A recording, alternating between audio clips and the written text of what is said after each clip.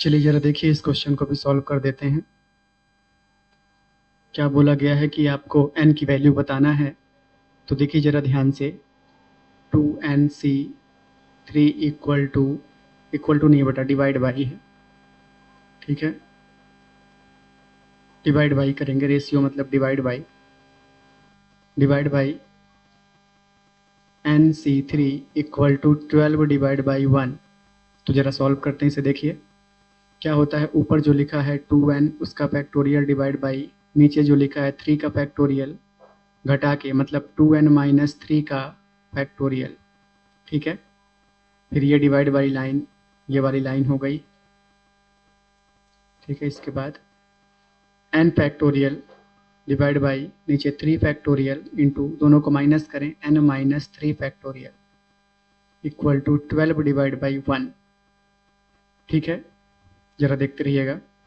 अब क्या होगा, ये जो सबसे नीचे लिखा है ये ऊपर वाले के साथ इंटू होगा, इसका मतलब 2n फैक्टोरियल, 2n बल्कि ऐसा लिखिएगा बेटा ब्रैकेट लगा के, 2n फैक्टोरियल में इंटू होगा किसका, 3 फैक्टोरियल इंटू n-3 फैक्टोरियल का डिवाइड बाई n फैक्टोरियल के साथ इंटू होगा किसका, 3 फैक्टोरियल इंटू 2n-3 फैक्टोरियल का इक्वल टू 12 डिवाइड बाई 1।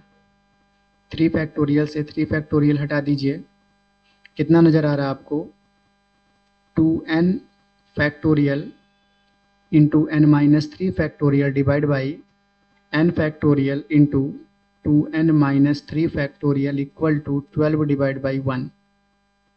ठीक है, जरा देखते रहिएगा। अब क्या होगा बेटा, सॉल्व करते हैं। तो जरा देखिए किसको सॉल्व करेंगे। देखें, जब आप n को आगे बढ़ाएंगे, देखिए n-3 को अगर एक कम करेंगे तो n-4 हो जाएगा, तो कोई नहीं मिलने वाला है। इसलिए हम क्या करेंगे, n को कम करेंगे। ठीक है, और इसको कम करेंगे 2n को। क्यों, देखिए जरा ध्यान से, जब आप 2n को कम करेंगे तो पहले बनेगा 2n, फिर बनेगा 2n-1, फिर बनेगा 2n-2 और फिर बनेगा 2n-3। तो नीचे लिखा हुआ है 2n-3 फैक्टोरियल। ठीक है, इंटू बगल में क्या लिखा है, n-3 फैक्टोरियल डिवाइड बाई, देखते रहिएगा ध्यान से, n फैक्टोरियल। इसको अगर हम कम करें तो पहले बनेगा n into n-1 factorial into n-2 factorial, अभी रोकना नहीं है, इसको आगे बढ़ाइए, इंटू n-3 फैक्टोरियल।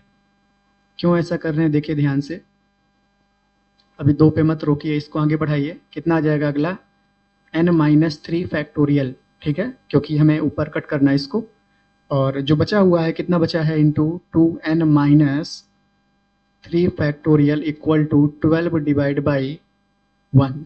ठीक है, ध्यान दीजिएगा बेटा, क्लियर, कितना हो जाएगा, अभी आप देखिए, n-3 फैक्टोरियल से n-3 फैक्टोरियल, 2n-3 फैक्टोरियल से 2n-3 फैक्टोरियल।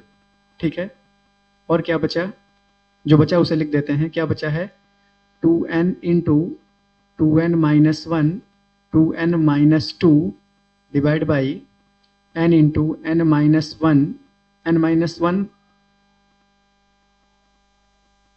n-1 फैक्टोरियल पे लिखा हुआ है बेटा, है ना।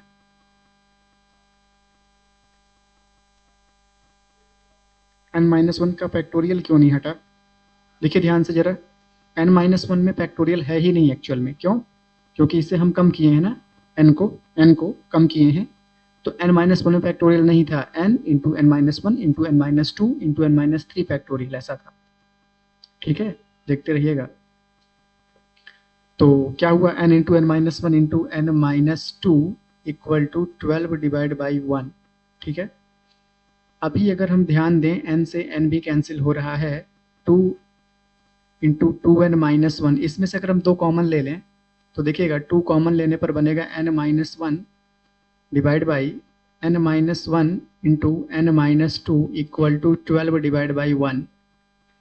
ठीक है, तो n-1 से n-1 भी हटाइए, क्या बनेगा, 2 into n-1 into 2 divide by n-2 equal to 12 divide by 1। ठीक है, अभी यहाँ तक बिल्कुल सेम चल रहा है बेटा, ठीक चल रहा है। आप देखिए, आप क्रॉस मल्टीप्लाई कर दें तो कितना आ जाएगा, 2 2 ज़ा 4, 4 2n-1 इक्वल टू 12 में n-2 का इंटू, मतलब 2n-1, ठीक है, ज़्यादा नीचे तो नहीं चले गए, 2n-1 equal to 12 divide by 4 into n-2, ये 4 से डिवाइड कर दिए, मतलब और आगे बढ़ें, ठीक कितना आ जाएगा 3, मतलब क्या लिख सकते हैं 2n-1 equal to 3 into n-2, मतलब और आगे सॉल्व करें 2n-1 इक्वल टू 3n-6, मतलब -1 इसको इधर ले आए, +6 इक्वल टू 3n-2n, मतलब 5 इक्वल टू n, तो n की वैल्यू कितनी आ चुकी है 5, ठीक है, कोई दिक्कत है यहाँ तक? एक्चुअल में इसमें 2 क्वेश्चन हैं दूसरे प्रश्न में, ठीक है, पहला सामने लिखा हुआ आपके, एक और है बेटा, जब इसका सेकंड वाला क्वेश्चन आप देखेंगे, इसका सेकंड क्वेश्चन देखेंगे तो वो क्या लिखा हुआ है हम आपको लिख के बता देते हैं। उसमें बोला गया है, ये बाकी सेम है यहाँ से, मतलब 2n-C3 का रेशियो n-C3 से इक्वल टू, यहाँ पर लिखा है 11 डिवाइड बाई 1 रेशियो। ये हम क्यों ऐसा बोल रहे हैं, देखिए, ताकि आप इसी प्रश्न में हम चेंज करेंगे थोड़ा सा, ठीक है, पहले इतना आप नोट कर लीजिए, पहला वाला जो है दूसरे का पहला वाला क्वेश्चन है वो इतना इसका आंसर, पहले इतना नोट कर लीजिए आप, फिर हम आगे बात करते हैं क्या करना है। नोट कर लिया? चलिए, अब आप देखिए केवल कहाँ पर आपको चेंज करना है, अगर दूसरा क्वेश्चन करना हो तो स्टार्टिंग यहीं से करना है, अगर अकेले आ जाता है कोई भी प्रश्न तो ठीक है, स्टार्टिंग यहीं से करना है, वापस चलना है, चलते चलते जब आप यहाँ पहुँचेंगे, ठीक है, अच्छा शुरुआत में फिर से चेंज करके आप शुरुआत जब करना तो यहाँ पर 12 नहीं है, यहाँ पर कौन है 11 है, ध्यान दीजिएगा, हम इसका दूसरा प्रश्न कर रहे हैं। यहाँ पर क्या लिखा हुआ है 11, ठीक है, यहाँ पर 11 11 11, ठीक है, और यहाँ जब पहुँचना आप तो इसको हटा देना, इसके बाद यहाँ तक तो कॉमन बातें रहेगी सबके पास, बस इसके आगे की बात कॉमन नहीं आएगी, तो जो 11 रखने पर वैल्यू होगी उस हिसाब से हम काम कर देंगे इसे, ठीक है। तो देखिए अभी हम यहाँ पर 11 divide by 1, 11 divide by 1, 11 divide by 1, 11 divide by 1, यहाँ पर भी देखिए 11 डिवाइड बाई 1, 11 11 11, ठीक है। अब कर दीजिए मल्टीप्लाई, कितना आ जाएगा ये 2 2 4, 2n-1 इक्वल टू, ठीक है, n-2 का 11 के साथ मल्टीप्लाई n-2 का, कोई दिक्कत यहाँ तक आई हो तो बोलिए दिक्कत है, ठीक है। चलिए मल्टीप्लाई कर दें, कितना जाएगा ये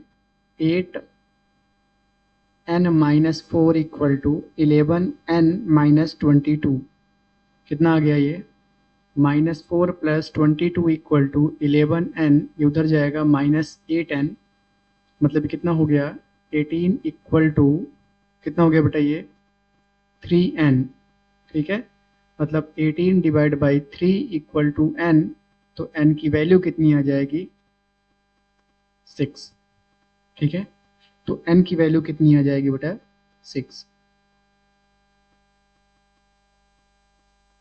ठीक है।